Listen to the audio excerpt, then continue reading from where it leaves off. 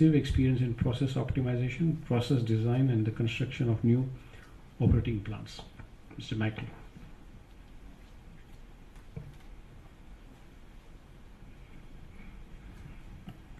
All right, good deal. All right, well, thank you very much for the kind introduction. And first of all, I do want to thank Gulf Publishing for accepting my paper for this conference. Before the two previous presenters, I thought I was going to be the only one talking about training in any sort of light.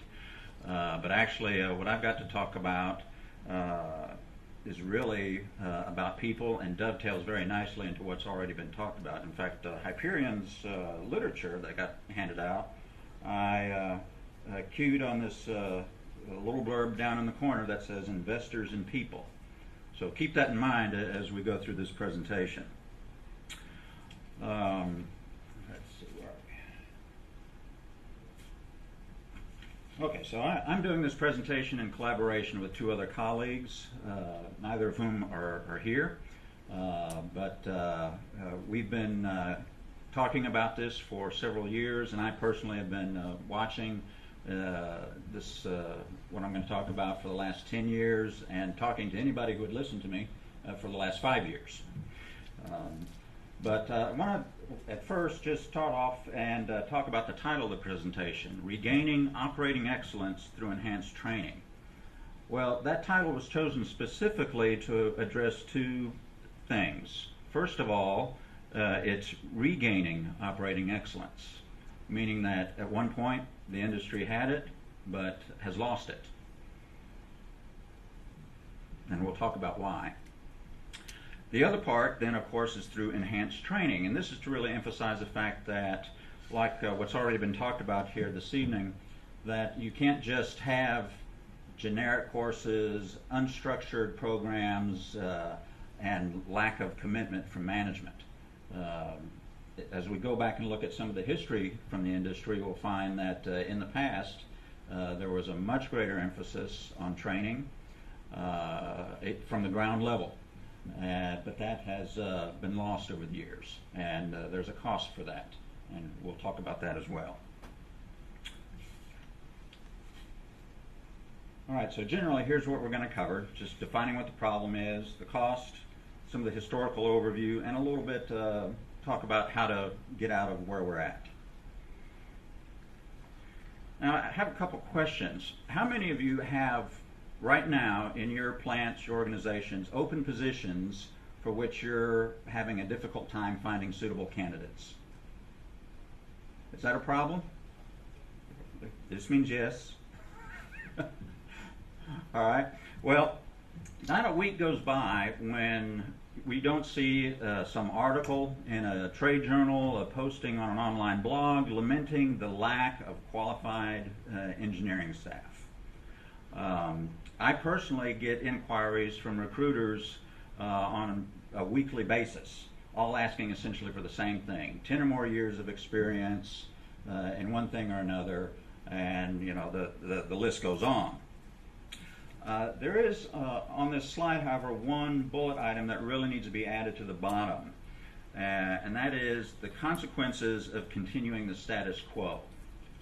All right, we'll see here in a little bit some events that have occurred over the last year or so, and prior to that as well, that highlights this very issue.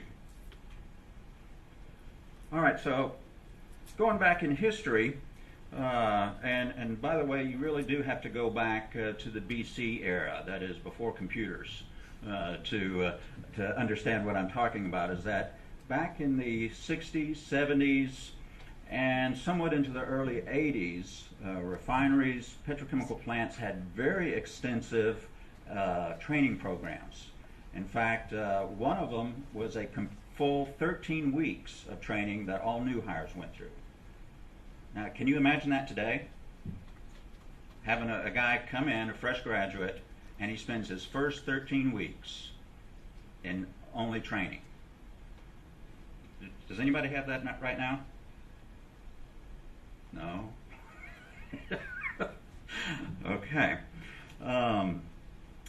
And the training was done by the most experienced people. And these were people that had years of experience in that facility, in those units, in that process technology. And they were also, part of their training was, as Sancho talked about, was mentoring. Taking a young skull full of mush and turning them into a competent engineer. Okay, that has been lost.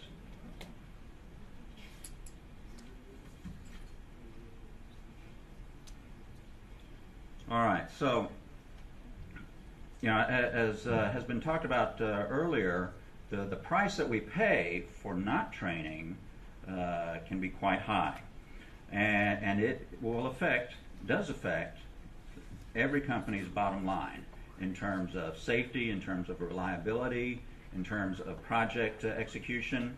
In the last 4 years, projects that I've been asked to work on have all suffered from cost overruns, schedule overruns, poor design, the list goes on. And I look at the teams running the projects, and without fail, what I see is that all the graybeards, myself included, are too busy doing the work, and there's too few of us to train the young guys who are, you know, doing the grunt work, the calculations, the basic design,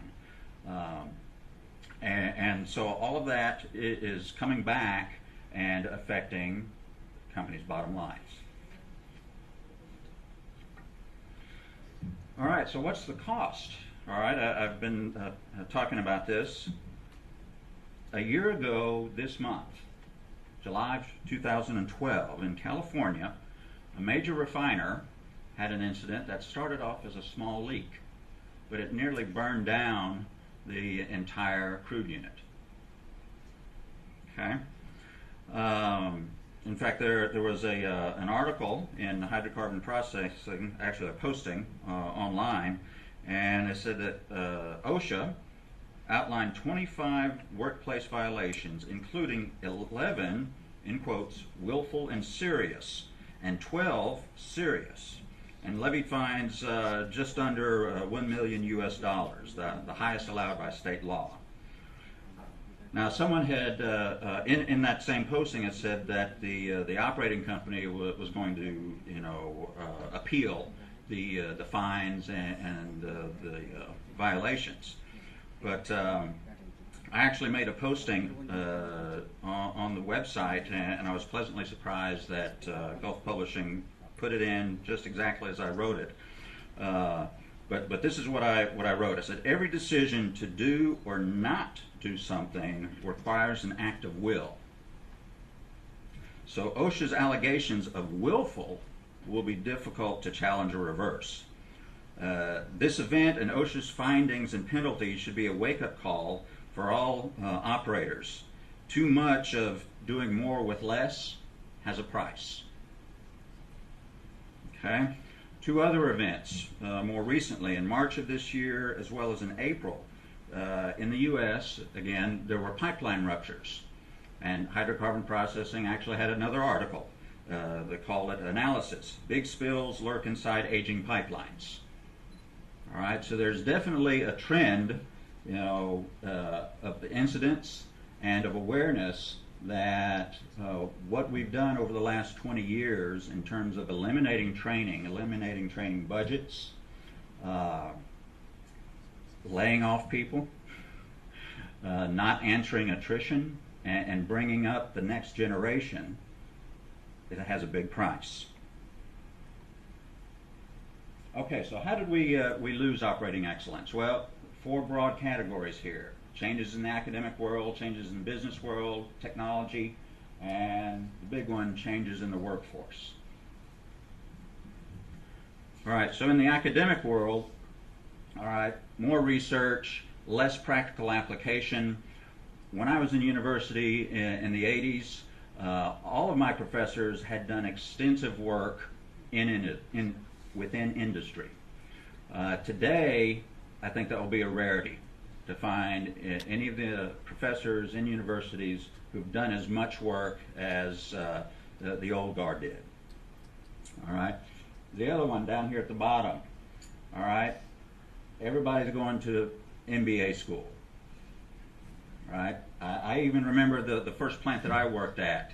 One of my colleagues was talking with our plant manager, and the plant manager told him, says, if you want to climb the food chain within the company, then you need to get your MBA. All right. A plant that I support back in the States, the technicians that I was working with were lamenting that their process engineers didn't spend any time out in the unit. And the comment was, they've all been told they'll be president of the company. So their emphasis is on climbing the food chain, not, addressing the needs of the plant. All right.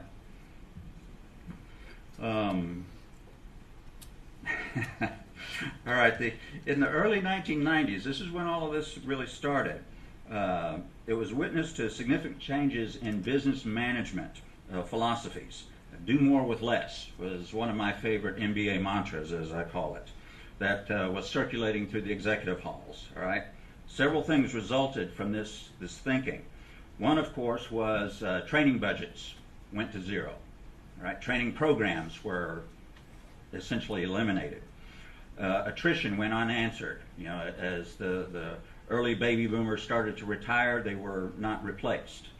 Then, of course, came right sizing, downsizing, and early retirement packages. And then, of course, there was forced retirement following all of that. After 20 plus years of do more with less, we're now at the point where not only can we not do more, but we can't keep up with what we have. All right, and I see this repeated over and over again at every site I've been to, not just in the U.S., but internationally as well. All right, so in short, the MBAs essentially have killed the golden goose, or the goose that laid the golden egg. The only problem is it's taken 20 years for that to manifest. All right, so we talked about MBA mantra, training program reevaluation. That's management speak for they cut the budgets. But interestingly enough, in response to this, the greater industry, started to develop programs, project management professional certification, certified automation professionals, to name a couple. And while these look good in principle, what they lack is the practical application.